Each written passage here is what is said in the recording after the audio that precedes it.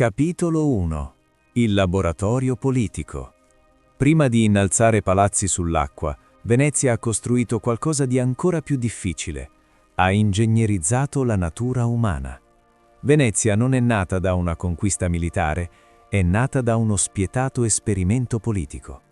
Questo documentario fa parte del progetto di ricerca e divulgazione storica del canale Venezia e la sua storia, dedicato a raccontare con rigore e profondità i meccanismi che hanno reso unica la civiltà veneziana. Entriamo a Palazzo Ducale. Non guardate i soffitti dorati o le enormi tele dipinte. Chiudete gli occhi e ascoltate il rumore di queste stanze. Sentite il fruscio della seta rigida delle toghe patrizie, il suono sordo dei passi lenti sui pavimenti di marmo freddo. In queste sale non governava il carisma di un tiranno, qui governava la procedura. L'anno di svolta è il 1297. Avviene un atto che gli storici chiamano la serrata del Maggior Consiglio. Le porte del potere si chiudono, letteralmente. Da quel momento il diritto di governare la città viene limitato a un numero chiuso di famiglie, i cui nomi verranno progressivamente registrati nel libro d'oro della nobiltà veneziana. Pensateci, forse l'1, al massimo il 2% della popolazione totale ha il diritto di sedere in Parlamento. Nasce un'oligarchia ereditaria. Potrebbe sembrare la ricetta perfetta per una dittatura, e invece è il vero capolavoro burocratico della Repubblica di Venezia. Questa ristretta classe dirigente accetta di sacrificare le ambizioni personali in nome della continuità dello Stato. Il Doge di Venezia, la figura coperta d'oro che tutti considerano il sovrano, è in realtà un prigioniero del suo stesso palazzo. Non può aprire lettere private, non può ricevere ambasciatori da solo, e il controllo non finisce con la morte. Quando un doge spirava, una commissione dello Stato analizzava al microscopio ogni sua decisione politica e finanziaria. Se emergeva un abuso di potere, le multe e i pesanti risarcimenti ricadevano direttamente sulla sua famiglia. La potenza assoluta fa paura perché disturba gli affari, e Venezia vive di affari. Per comprendere questa ossessione per il controllo, basta osservare come veniva eletto il doge. Nessuna acclamazione popolare, nessun diritto divino. C'era un algoritmo analogico progettato per impedire qualsiasi manipolazione politica. Una macchina elettorale composta da 11 passaggi consecutivi, un labirinto che alternava estrazioni a sorte e votazioni palesi fino ad arrivare ai 41 elettori finali. Si utilizzavano le ballotte, piccole sfere di legno prezioso o d'argento infilate in urne di tessuto. È proprio da queste sfere che deriva la parola moderna ballottaggio. Questa alternanza matematica, logorante e infinita, rendeva statisticamente impossibile per qualsiasi fazione comprare abbastanza voti o prevedere il risultato finale. Nessuno poteva corrompere la matematica. Questa struttura politica, gelida e razionale, è il vero motore della Repubblica di Venezia. Certo, ci furono rari tentativi di colpo di Stato, come la famosa congiura di Baiamonte Tiepolo nel 1310, ma il sistema reagì in modo implacabile, creando organi di sicurezza ancora più ferrei, come il temibile Consiglio dei 10. È questo il software istituzionale che garantirà a Venezia una stabilità interna secolare. Ma una mente politica perfetta non basta per dominare il mondo conosciuto. Questo software, per funzionare, aveva bisogno di un hardware fisico, cantieri, magazzini, difese armate. E Venezia doveva costruire tutto questo nel luogo più instabile e inospitale d'Europa. Come è stato possibile innalzare una metropoli di pietra pesante milioni di tonnellate sopra una distesa di fango e acqua salmastra? Capitolo 2. La geotecnica dei suoli inconsistenti. Guardate la superficie della laguna in una mattina d'inverno. L'acqua è piatta, grigia, quasi fusa con la nebbia. Sotto questo specchio immobile non c'è roccia, c'è solo fango, torba, limo, sabbie molli e inconsistenti. Eppure, tra il IX e il X secolo, i veneziani decidono di spostare il loro centro di gravità politico proprio qui, verso le isole di Rialto. Non è una fuga disperata, è una scelta calcolata. La laguna è una fortezza naturale. Le acque basse impediscono l'accesso alle navi da guerra più pesanti. I canali interni, invisibili e mutevoli, diventano trappole mortali per chi non ne conosce i fondali. Ma questa sicurezza ha un costo altissimo. Come si costruisce una città di pietra sopra una spugna bagnata? Il problema è quello che oggi definiremmo un deficit di portanza. Il terreno non è in grado di sostenere il peso di strutture massicce. Per trovare uno strato più stabile bisogna scendere in profondità. A diversi metri sotto il livello dell'acqua si incontra il caranto, un'argilla compatta e sovraconsolidata. Non è una roccia vera e propria, ma è l'unico strato relativamente stabile dell'intero sistema lagunare. Per costruire, i veneziani sviluppano una soluzione radicale. Piantano nel terreno migliaia di pali di legno, creando vere e proprie foreste capovolte. Immaginate il cantiere, il ritmo costante dei battipali, il colpo sordo del maglio che cade ancora e ancora. Tronchi di antano, larice e quercia vengono spinti nel terreno fino al rifiuto, finché il suolo non oppone resistenza. La densità è impressionante, fino a 9 pali per metro quadrato. Lunghi tra i 3 e gli 8 metri, vengono infissi uno accanto all'altro, fino a trasformare il terreno molle in una massa compatta. La stabilità non dipende solo dalla profondità, è la fisica dell'attrito laterale a fare la differenza. Il fango, compresso dall'alta densità dei pali, stringe il legno su tutti i lati, aumentando la resistenza complessiva del sistema.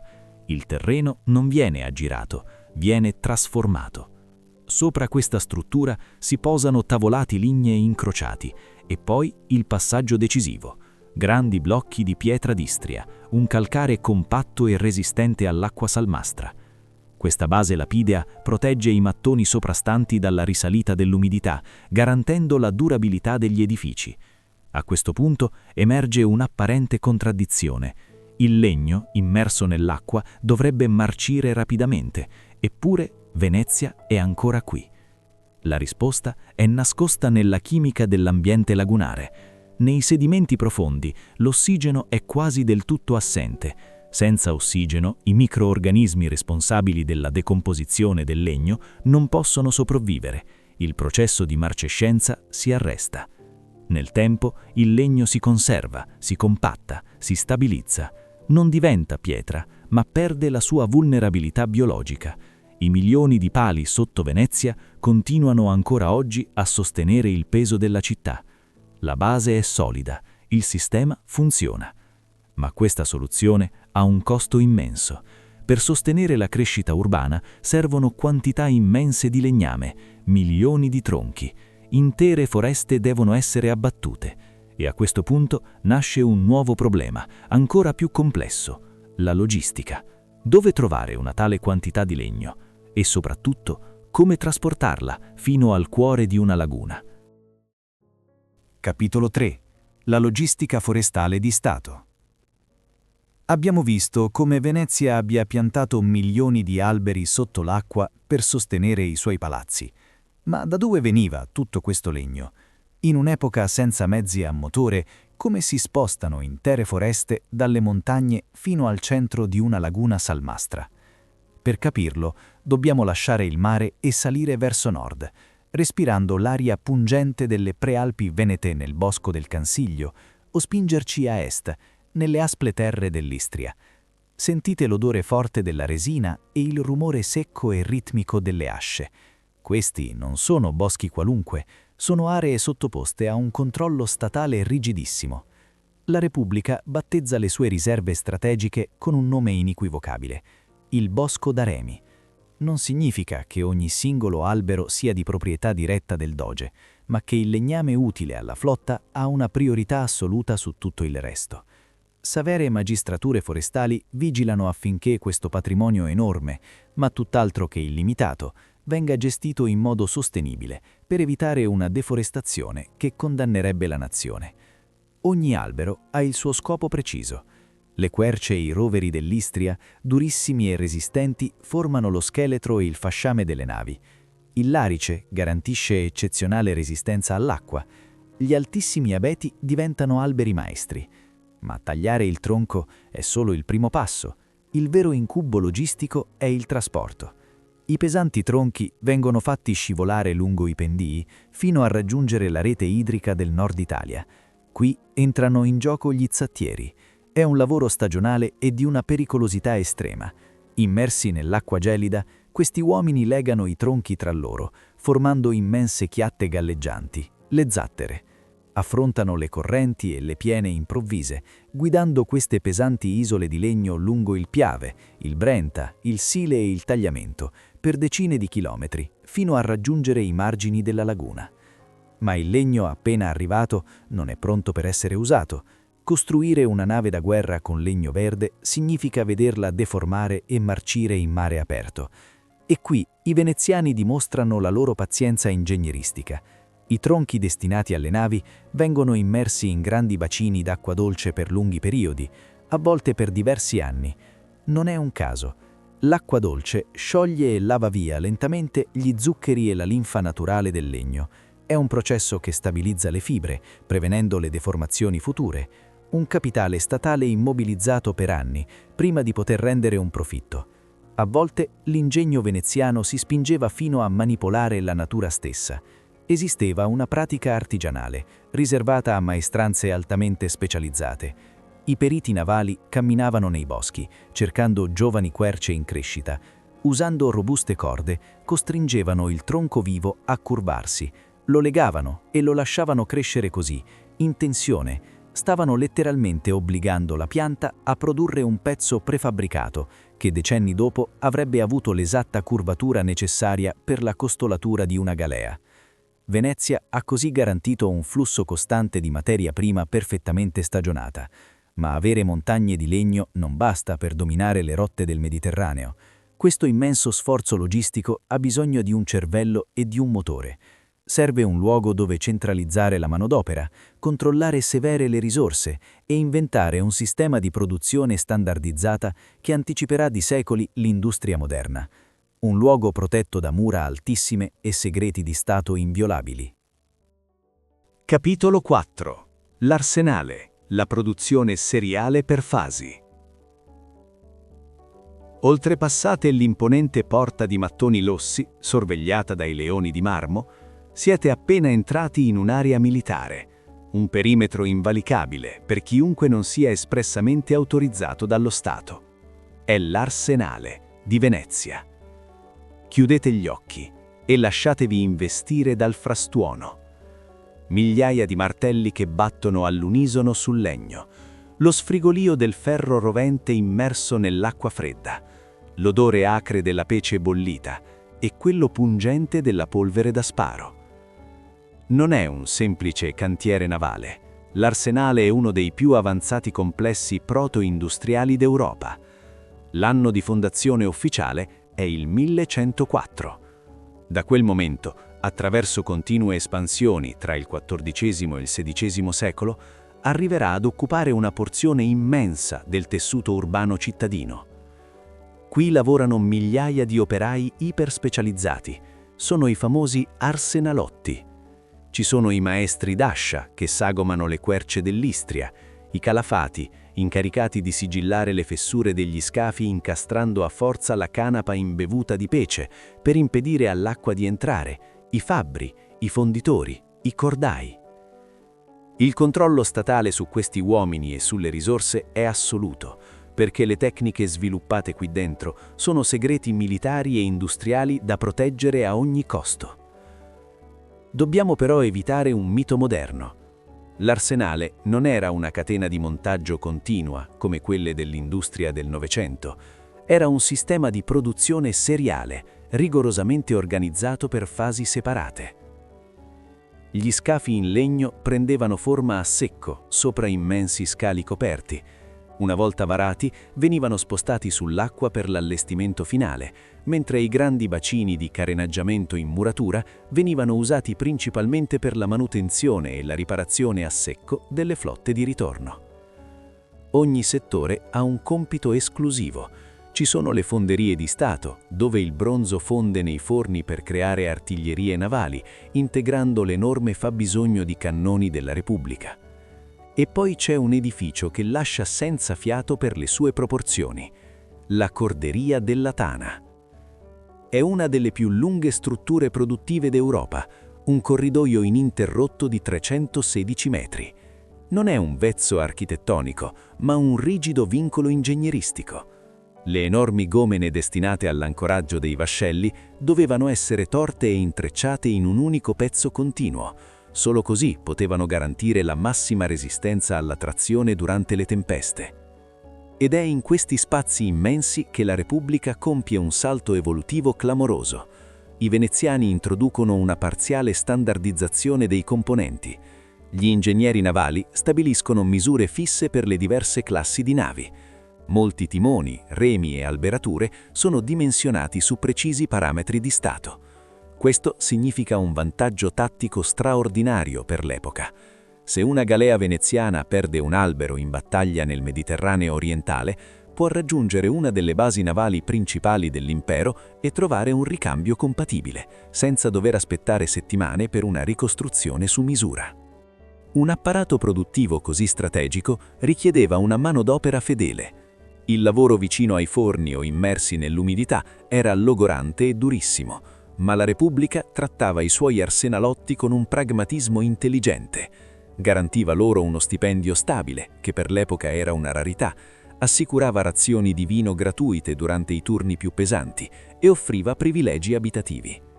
In cambio, il Senato pretendeva una fedeltà incrollabile. Non a caso, nei momenti di massima tensione politica, gli arsenalotti venivano impiegati come milizia armata.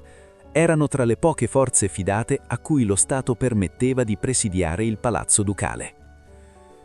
Venezia ha ora a disposizione una macchina manifatturiera formidabile, ha l'hardware perfetto per costruire armate galleggianti, ma produrre navi all'infinito non ha senso se non si possiede un sistema per farle navigare e prosperare. Come si nutrono, si proteggono e si riforniscono flotte che operano a migliaia di chilometri dalla madrepatria? La risposta non si trova nell'ingegneria del legno, ma nell'invenzione del primo vero impero logistico globale. Capitolo 5. Lo Stato da Mar. Le navi escono dall'arsenale perfette, armate e pronte, ma l'acqua placida della laguna è solo l'inizio. Oltre i banchi di sabbia si apre l'Adriatico e più in là l'immenso orizzonte del Mediterraneo. Immaginate di trovarvi sul ponte di una galea. Sentite il vento caldo che gonfia le vele quadre, il sapore del sale sulle labbra, lo scricchiolio continuo del fasciame di quercia sotto la spinta delle onde. Venezia possiede una macchina produttiva formidabile, ma per dominare il commercio mediterraneo e orientale non le basta navigare. Deve controllare le rotte, deve costruire quello che i patrizi chiamano lo Stato da Mar. Non è un impero territoriale fatto di vaste nazioni sottomesse, ma una rete ingegneristica di nodi logistici, scali mercantili e colonie commerciali, i famosi fondaci. Guardate la mappa.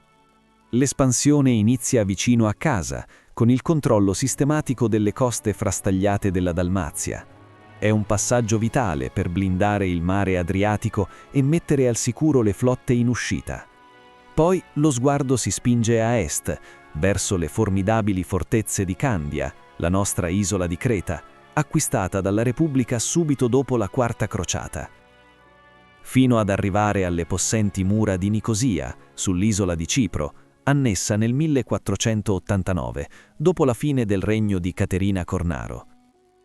Ma il vero acceleratore di questa espansione marittima, il capolavoro logistico che lancia Venezia nell'Olimpo delle potenze, avviene nel 1202. È l'anno della Quarta Crociata. Un'armata immensa di cavalieri franchi si raduna in laguna. Vogliono raggiungere l'Egitto, ma non hanno navi. Il doge Enrico Dandolo non offre un passaggio per puro fervore religioso. Propone un contratto spietato e geniale. In cambio del trasporto navale, Venezia chiede mezza quota del futuro bottino e 85.000 marche d'argento. Parliamo di circa 20 tonnellate di puro argento. Per onorare questo patto enorme, l'Arsenale impone una mobilitazione senza precedenti, riorientando gran parte delle sue risorse verso lo sforzo bellico. I maestri d'ascia modificano le grandi navi da carico, creando una classe di vascelli chiamata uscieri. Sono navi da trasporto dotate di grandi portelloni a ribalta sulla poppa, un'invenzione tattica che facilita lo sbarco anfibio. I cavalieri e i loro cavalli possono scendere rapidamente sulle spiagge nemiche tramite queste rampe, accorciando drasticamente i tempi di schieramento a terra. Ma come si mantengono in vita migliaia di uomini e animali per mesi in mare aperto? Senza celle frigorifere, il cibo marcisce in fretta. La risposta veneziana è un prodigio di conservazione alimentare. Sentite il rumore sordo di un pugno che batte su un tavolo di legno. È la durezza del biscotto veneziano, una galletta prodotta nei forni di Stato con una procedura di disidratazione così estrema da renderla quasi pietra. Va ammollata nell'acqua o nel brodo per poter essere mangiata, ma ha un vantaggio incalcolabile. Se stivato in un ambiente asciutto, questo pane resiste alle muffe e ai parassiti per lunghi periodi, spesso ben oltre un anno di navigazione. Sconfigge il tempo. Ora Venezia ha i porti, ha le navi da sbarco e ha il cibo a lunga conservazione. Resta un ultimo grande problema. Il mare è una terra di nessuno, una frontiera infestata di pirati, corsari e flotte di potenze rivali come Genova. Affidare carichi preziosi a navi solitarie è un rischio finanziario inaccettabile. Il Senato inventa così il sistema delle mude. I mercantili veneziani non viaggiano più da soli, vengono raggruppati in grandi convogli di Stato, pesantemente scortati dalle navi da guerra. Viaggiano rispettando rigorosi periodi di partenza e rotte prestabilite dai burocrati di Palazzo Ducale. Questo sistema di navigazione centralizzata non elimina del tutto le incognite delle tempeste e della guerra, ma riduce drasticamente i rischi per i capitali dei mercanti. La Repubblica è ormai una forza dominante sulle rotte dell'Oriente, ma per governare una rete logistica così vasta, circondata da imperi in espansione e concorrenti agguerriti, la forza bruta e il calcolo commerciale non bastano più. Serve sapere cosa pensa l'avversario. Bisogna intercettare le sue mosse settimane prima che le sue flotte escano dai porti. E per farlo, Venezia si prepara a tessere una ragnatela di informazioni silenziose e invisibili. Capitolo 6. Diplomazia e intelligence. Lasciate il mare aperto. Dimenticate il fragore dei cantieri e il sole abbagliante dell'Adriatico. Entriamo in una stanza in penombra, nel cuore di Costantinopoli, nel quartiere di Pera. Sentite solo lo scricchiolio rapido di una piuma d'oca su un foglio di pergamena, l'odore dolciastro della cera lacca fusa sopra la fiamma di una candela. Un uomo sta scrivendo. Non indossa un'armatura, ma è l'arma più letale e preziosa della Repubblica. È un ambasciatore.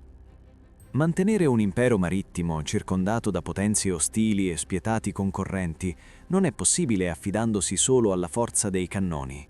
Le flotte costano, le battaglie navali sono un azzardo finanziario enorme. Per dominare davvero, Venezia capisce che deve intercettare le mosse del nemico prima ancora che le sue navi escano dai porti. Nasce così uno dei sistemi di intelligence più avanzati dell'epoca. La Repubblica è tra i primissimi stati europei a strutturare una rete di ambasciate permanenti. Invia i suoi patrizi più brillanti a risiedere stabilmente a Roma, a Parigi, a Madrid e soprattutto a Costantinopoli. Qui risiede il Bailo. Non pensate a lui solo come a una spia. È un diplomatico di altissimo rango, un fondamentale mediatore commerciale e il garante di tutta la comunità veneziana in terra ottomana, ma è anche, inevitabilmente, il vertice di una formidabile rete di raccolta informazioni. Venezia si comporta come un vero e proprio stato informativo moderno. Raccoglie, archivia e analizza dati di continuo. Il Senato detesta la vaghezza e non si accontenta di pettegolezzi di corte. Al rientro in patria, la presentazione delle relazioni è una prassi istituzionale consolidata e severamente attesa dal governo. Questi dossier dissezionano lo Stato estero in modo clinico. Quanti abitanti ha, quanto gettito fiscale produce, quanti soldati può mobilitare, e includono attente valutazioni politiche e personali sulle inclinazioni dei governanti. La conoscenza è potere, e Venezia la accumula con una precisione maniacale. Ma un'informazione preziosa è totalmente inutile se arriva in ritardo. Per questo la Repubblica finanzia una rete di comunicazione rapida e rigidamente controllata. Immaginate la corsa di un dispaccio urgente. Parte dal Corno d'Oro, nascosto nelle vesti di un corriere, attraversa l'Egeo su navi veloci, sfidando il mare, tocca i porti sicuri della Dalmazia e da lì viene affidato a staffette di cavalli che galoppano fino ai margini della laguna. In condizioni favorevoli, un segrete politico di vitale importanza poteva raggiungere il tavolo del Doge in poche settimane. C'è però una debolezza. I corrieri possono essere catturati o corrotti. Nelle stanze più inaccessibili di Palazzo Ducale, i crittografi lavorano nell'ombra per proteggere le comunicazioni dello Stato. Sviluppano cifrari a sostituzione sempre più complessi, le cui chiavi di lettura vengono cambiate di continuo. Se un nemico intercetta il messaggero e apre la lettera, si trova davanti solo una sequenza di simboli indecifrabili. E se la minaccia è interna? Se un patrizio decide di vendere i progetti dell'arsenale o le rotte dei mercantili? Qui entra in scena il volto più severo e lucido dello Stato. Il Consiglio dei 10. Istituito nel 1310, è un organo di sicurezza dotato di poteri straordinari e di un'ampia autonomia, con informatori diffusi in tutta la città. Venezia detesta lo spettacolo delle decapitazioni pubbliche, perché il sangue in piazza crea martiri e disordine. Le sentenze per alto tradimento vengono talvolta eseguite in modo discreto e senza clamore pubblico, un veleno silenzioso o un annegamento notturno nelle acque fonde della laguna, senza tracce. Il problema viene cancellato a tutela delle istituzioni. La Repubblica osserva, calcola e agisce. Sembra un ecosistema perfetto e invulnerabile, ma mentre Venezia perfeziona la sua rete diplomatica, la geografia e la tecnologia stanno cambiando per sempre. Nel 600 i mari si propolano di nuove navi, vascelli colossali con 3 ponti di cannoni, mostri di legno pesantissimi, e l'ingegneria navale veneziana sta per scontrarsi frontalmente con l'unico nemico che il Senato non può né spiare né assassinare: l'idrodinamica. Cosa accade a una potenza marittima quando le navi diventano troppo grandi per entrare nella laguna che dovrebbe proteggerle? Capitolo 7. L'evoluzione navale e il paradosso idrodinamico. Il 600 porta con sé eventi gelidi per la Repubblica. Il mondo si è allargato. Il baricentro del commercio si sta progressivamente spostando verso le rotte atlantiche e le nuove potenze oceaniche. E a est l'impero ottomano stringe una morsa che non è solo militare, ma anche economica e diplomatica. Il mare sta cambiando faccia e per sopravvivere anche le navi devono cambiare. Dimenticate per un momento le agili galee a remi, chiudete gli occhi e immaginate montagne di legno scuro che tagliano le onde. Sentite lo stridere spaventoso degli alberi maestri, alti decine di metri, l'odore acre e pungente della polvere da sparo che satura l'aria. La guerra navale sta entrando nella sua fase matura, quella dell'artiglieria pesante. Venezia non rimane a guardare, lo dimostra nel 1571, durante la battaglia di Lepanto, schierando le galeazze, vere e proprie fortezze galleggianti, armate di cannoni di grosso calibro, il cui impatto di fuoco è capace di scompaginare lo schieramento nemico. Ma il vero salto tecnologico, quello che azzera il secolare vantaggio veneziano, è un altro. È il vascello di linea, una nave spinta esclusivamente dalla forza del vento, capace di imbarcare decine e decine di cannoni, disposti su più ponti sovrapposti. Questi giganti garantiscono una potenza di fuoco spaventosa, ma portano con sé un difetto letale per la geografia veneziana: il peso. Un vascello da 70 o più cannoni, carico di munizioni, uomini e viveri, pesa facilmente oltre 1000 tonnellate. Questo peso spinge inesorabilmente lo scafo verso il fondo. Il suo pescaggio, ovvero la parte che rimane immersa sotto la superficie dell'acqua, sfiora e a volte supera i 6 metri. Ed è qui che scatta il vero paradosso di Venezia. La laguna, quello sciudo perfetto di mango e acqua bassa che per 1000 anni ha protetto la città dalle flotte nemiche, si trasforma improvvisamente in un ostacolo. I canali di accesso alle bocche di porto di Malamocco o del Lido arrivano a malapena a 4 metri di profondità. Le nuove potentissime navi della Repubblica subiscono limitazioni operative paralizzanti. Uscire a pieno carico o rientrare con la bassa marea significa rischiare di incagliarsi sui banchi di sabbia. Dragare a mano i fondali per chilometri non è del tutto impossibile, ma è uno sforzo titanico, costosissimo e frustrante, perché le maree riportano i sedimenti al loro posto in pochissimo tempo. Sembra la fine della cantieristica veneziana per le grandi unità. Ma l'Arsenale ha un'ultima carta da giocare per aggirare i limiti imposti dall'idrodinamica. Nell'anno 1751, per permettere l'uscita in mare dei vascelli più imponenti, entrano in uso delle macchine straordinarie, i cammelli, una pura geniale applicazione del principio di Archimede. Immaginate 2 immensi cassoni di legno a tenuta stagna, sagomati per abbracciare alla perfezione le fiancate rotonde della nave da guerra. Questi cassoni vengono parzialmente riempiti d'acqua per farli affondare, posizionarli sotto la chiglia e agganciarli saldamente con un sistema di cavi enormi. A quel punto squadre di operai iniziano a pompare via l'acqua dall'interno. Mentre si svuotano, i cassoni diventano giganteschi polmoni pieni d'aria. La loro spinta di galleggiamento verso l'alto è spaventosa. Sollevano letteralmente l'intero vascello da 1000 tonnellate, alzandolo di oltre 2 metri. La grande nave da guerra, stretta in questa morsa galleggiante, riduce drasticamente il suo pescaggio e riesce a scivolare a vuoto sopra i bassofondali, fino a raggiungere le acque profonde dell'Adriatico. Venezia ha trovato il modo di varare i suoli giganti, eppure mentre gli ingegneri navali festeggiano nei cantieri, ignorano che il pericolo operativo per l'ecosistema della città non arriva dal mare, né dalle flotte delle potenze atlantiche. Arriva alle loro spalle, dalla terraferma. Un nemico molto più subdolo e inarrestabile sta scendendo dalle montagne, con l'intento di seppellire per sempre la laguna di Venezia sotto milioni di tonnellate di fango.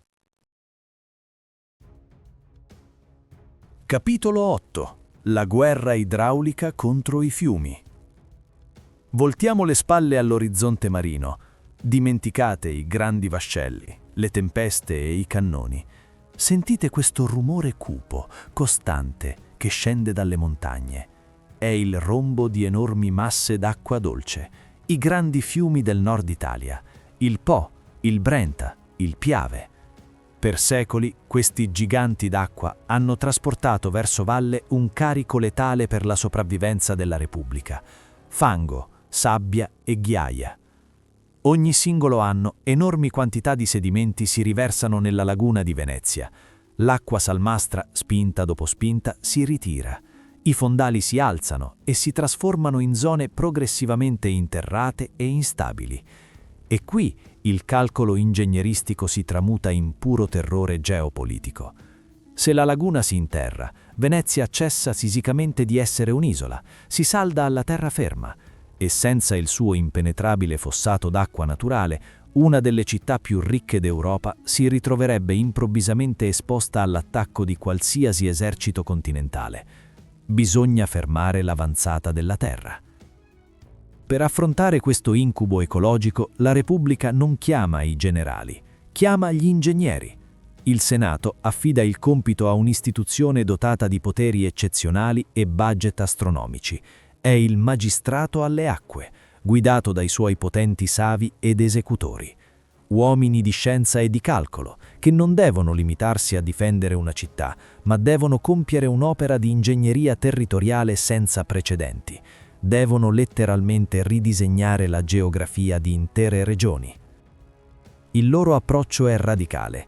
Dragare i canali a mano è inutile. Il mare e le piene riportano la sabbia al suo posto in poche settimane. L'unica soluzione definitiva è impedire ai fiumi di entrare in laguna.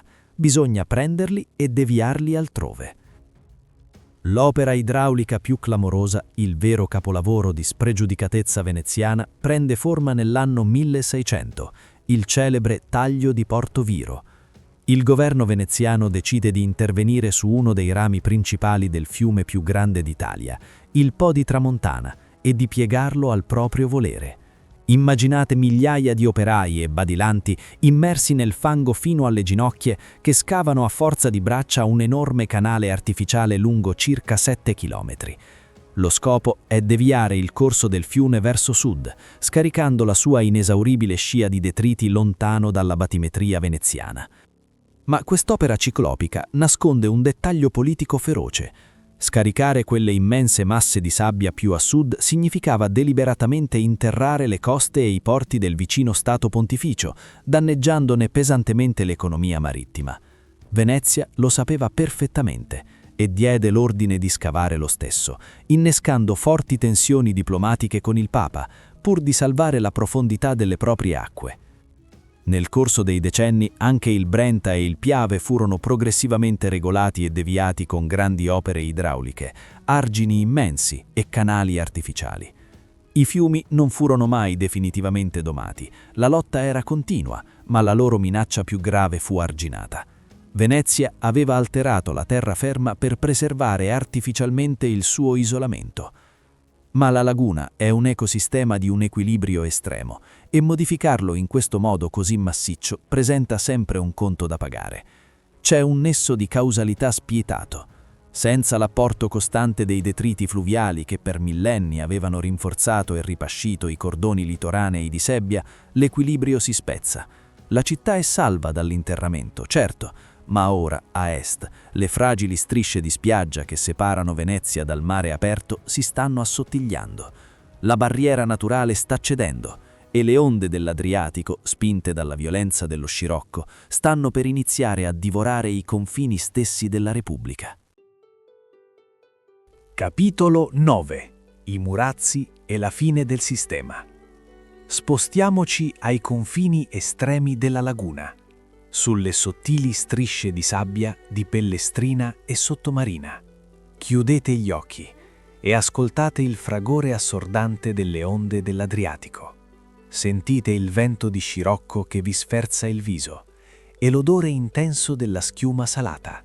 Questo è l'ultimo campo di battaglia della Serenissima. Con i fiumi deviati verso sud, la sabbia non arriva più a rinforzare le spiagge. Il mare, spietato, sta divorando la costa centimetro dopo centimetro. Se questa fragile barriera cede, l'energia cinetica del mare aperto si abbatterà direttamente sui delicati palazzi di Venezia. Sarebbe la fine fisica della città. La Repubblica attraversa ormai una fase di progressiva difficoltà finanziaria, colpita dal crollo delle rotte orientali e dalla concorrenza delle potenze oceaniche. Eppure, di fronte all'abisso, il Senato trova la lucidità per finanziare l'ultima grande opera strategica della sua storia: i Murazzi. Non si tratta di un semplice muro di contenimento, è una montagna artificiale eretta contro il mare aperto. Immaginate migliaia di operai che caricano enormi blocchi di pietra d'Istria su chiatte da trasporto. Pietre pesantissime, tagliate a mano, calate nelle acque agitate per formare una scogliera continua. Le dimensioni di questa infrastruttura fanno impressione ancora oggi. Circa 14 km di lunghezza ininterrotta, una larghezza alla base di 14 metri, un'altezza di oltre 4 metri sul livello medio del mare. Ma come si incollano tra loro queste rocce immani mentre le mareggiate continuano a colpire i cantieri? Gli ingegneri veneziani compiano un balzo nel passato e perfezionano l'uso di una tecnologia antica. Fanno importare da Napoli stive cariche di pozzolana, una sottile cenere vulcanica scura. Impastandola, creano una malta idraulica che possiede una proprietà chimica essenziale. Invece di sciogliersi, questa malta fa presa e si indurisce proprio quando è completamente immersa nell'acqua salata. Diventa dura come la roccia stessa. I murazzi vengono completati nell'anno 1782. Il costo finale dell'opera è di 20 milioni di ducati, una cifra immensa che incide pesantemente sulle finanze statali. Venezia ha speso una parte enorme della sua ricchezza non per conquistare un nuovo impero, ma semplicemente per mantenere intatto il proprio confine geografico. Dal punto di vista tecnico è un trionfo assoluto. L'opera ingegneristica funziona e le onde si infrangono innocue sulla pietra d'Istria. Ma l'ingegneria, per quanto geniale, non può fermare il corso della geopolitica. 15 anni dopo, nel 1797, le armate di Napoleone Bonaparte si affacciano sui margini della laguna. Non trovano una città in rovina, trovano un arsenale ancora intatto, una flotta e difese costiere imponenti. Ma quelle mura erano state pensate per fermare il mare, non un moderno esercito continentale. E soprattutto, i francesi trovano una città fuori dal proprio tempo storico. Quel gelido e perfetto software istituzionale che aveva garantito secoli di implacabile stabilità, ora è esaurito. La gloriosa Repubblica di Venezia non cade per un collasso ingegneristico o per manifesta incompetenza. Cede sotto una letale combinazione di pressione militare esterna, totale isolamento diplomatico e una profonda crisi interna. Il mondo intorno è cambiato e il modello veneziano ha smesso di funzionare. Il Senato si arrende quasi senza combattere, chiudendo per sempre una storia millenaria. Questa caduta silenziosa ci lascia una lezione profonda.